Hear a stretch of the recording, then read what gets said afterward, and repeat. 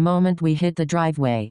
Aiden didn't just put Bentley in the back, he initiated a full security lockdown. He pulled the heavy webbing of the harness across Bentley's chest, clicking the reinforced seatbelt into place with a definitive snap. "Safety first, buddy," Aiden said, giving Bentley a quick pat on the head. "I know you think you can fly, but we're keeping a 4-on-the-floor policy today." Tina watched from the driver's side with a smirk, but Aiden wasn't taking chances. He leaned over to double-check the child safety switch on the door panel. He knew Bentley was a genius in a fur coat. He'd seen it before, Bentley drumming his paws on the armrest, hitting the button with a perfectly timed swipe, and, whoosh, the window would roll down before anyone could react. With the windows locked and the escape artist officially strapped in, they finally hit the road. Their destination was a massive open field, an ocean of green and gold. As soon as they arrived, Aiden released the restraints. Bentley didn't just run, he launched. He became a fuzzy streak, zigzagging through the grass in giant, looping circles. Suddenly, Bentley bolted toward 2 perfectly spaced oak trees at the edge of the field, sprinting between them like he was hitting a finish line. Did he just hit an invisible easy pass lane?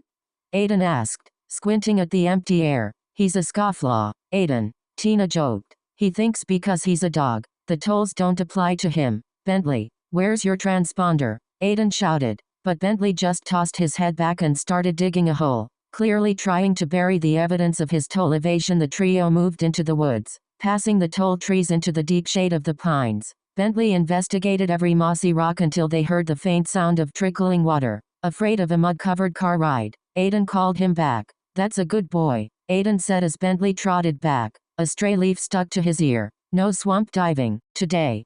Hungry from the hike, they headed to Applebee's. Tina picked the spot because of the outdoor patio. Aiden went through the ritual again, strapping Bentley into his seatbelt and locking the windows, leaving them open just a tiny crack for air. "The system works," Aiden said as they sat at their table. "Safety Officer Aiden, 1. Bentley the escape artist, 0. From the car, Bentley began his PR campaign. Through the tiny window crack, he wasn't barking. He was making polite, low-volume huffs to every passerby, charming the strangers into a fan club. The piece was interrupted when a police cruiser pulled up. An officer stepped out, responding to a call about a dog in a car. Aiden stood up to explain. The officer walked over, peered through the glass, and saw Bentley, not in distress, but regally buckled into his heavy-duty harness. "He's actually buckled in?"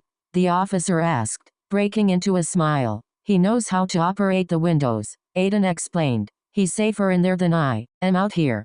The officer laughed, tipped his cap, and left the law-abiding citizen to his vigil. As the sun began to set, Tina pulled the car onto Aiden's street. She was dropping him off first. After all, they were just friends, and the day's excitement was drawing to a close. "I'll see you later, Tina," Aiden said, hopping out. "And stay safe, Bentley. Don't let her speed." Tina laughed as she pulled away. Aiden stood on the sidewalk, watching the taillights disappear, thinking about the dog who tried to outsmart the windows, the tolls, and the law, all in a single afternoon.